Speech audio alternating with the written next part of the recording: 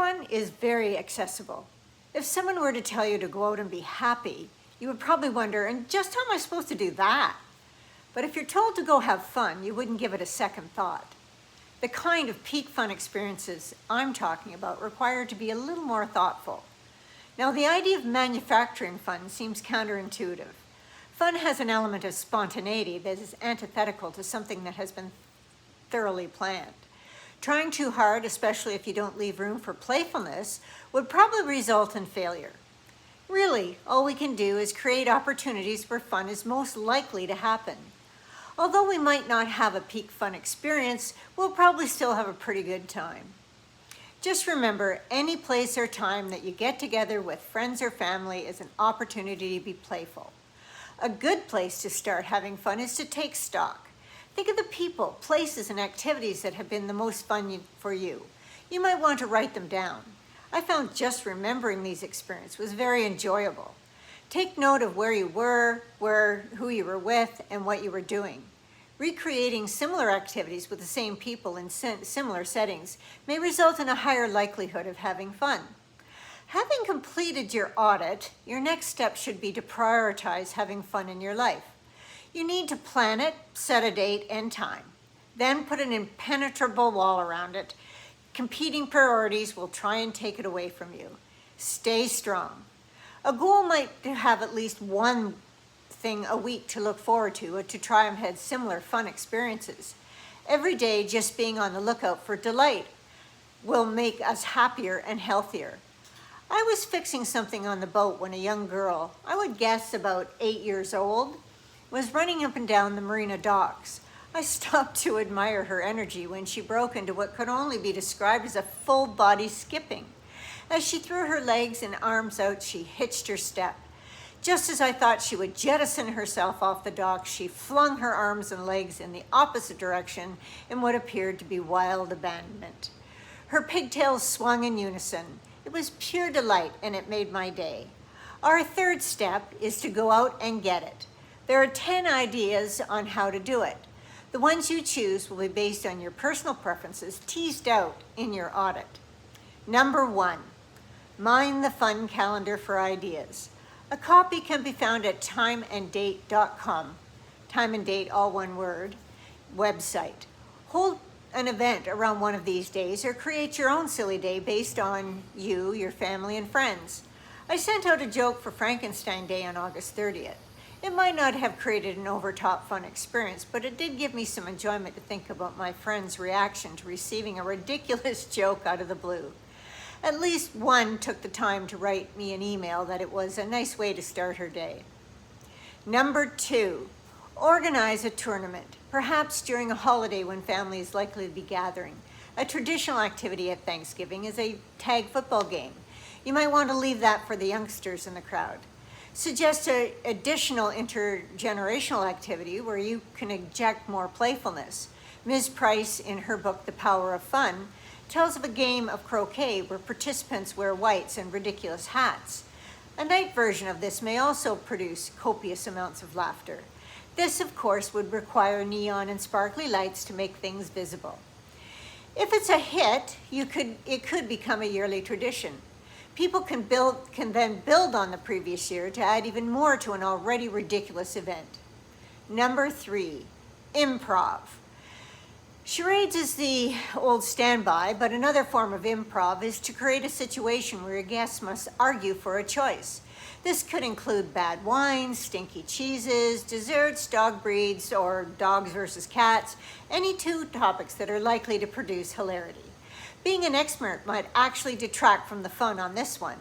This could have the added benefit of breathing new life into your dinner parties, or draw the names of an animal. Then improv a scene where that animal figures prominently. I would love to draw an otter, floating around the room, holding hands, making endearing vocalizations and cute facial expressions. Number 4, plan to attend a workshop with your friends. Paint nights, line dancing, cooking, or Zumba. Any interest you share in common with allows for silliness will do. Number 5, organize tours. Arrange for you and your partner or friends to go on a local art, home and garden tours, or for those who are well-heeled, touring golf courses or famous whiskey producers, wine and beer tours are also popular. Just a note about using substances to augment fun. There are many risks to using intoxicating products to enhance a fun experience. There can be severe consequences for driving under the influence, engaging in risky behavior, and frequent misuse. Number 6, outings. Outings such as picnics, karaoke, or stargazing, going to the spa, canoeing or kayaking, and viewing the changing of the colors. This category is particularly conducive to a birthday party. Weekend trips for camping, hiking, dancing, or music festivals. Number 8, events such as street parties can offer the opportunity to have fun with your neighbors. Neighbors which you might not see much from behind your hedges and fences. A neighbor in our town held a summer solstice party for their sunflower field, or in their sunflower field, every year to celebrate the end of summer. Number 9, plan a trip to a sports event nearby or further afield. Show up at your child's or your grandchild's soccer game with the extended family cheerleading team. I am sure you have seen people on TV distinguishable by their face paint or jersey or costumes who follow their favorite athletes or teams. And number 10, I bet at least some of your high school memories of fun include harmless rebellion. I would think playing hooky figures at least in a few. Stealing away from work for an extended lunch with your partner, or arranging with your son or daughter to take your grandchild out of school for a secret rendezvous with mom and dad for a picnic or a movie. A classic mildly rebellious activity is skinny dipping. When a friend and I dove off the back of their boat with nothing but our smiles, they joked that there had been a rare 2-minute event. Rebellion can also come in the form of breaking the rules about how we are expected to behave.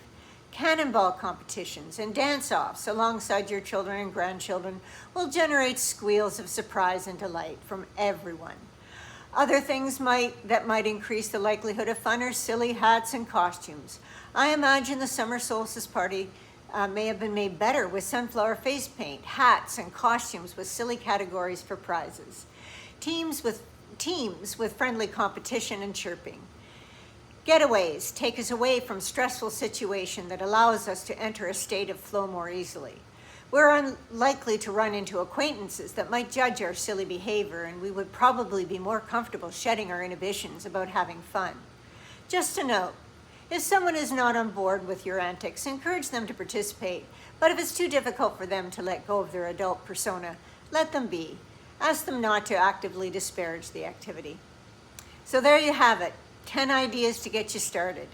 Keep in mind, when trying to orchestrate any fun experience, you are trying to include playfulness, connection, and flow. Catherine Price's book, The Power of Fun, How to Feel Alive Again, was the main source for my research. You might want to pick up a copy if I have piqued your interest in this topic. The subject of my next video has affected me so deeply over my lifetime that it has made me realize just how fortunate I have been. I hope you will share my enthusiasm. Meanwhile, fair winds, my friends.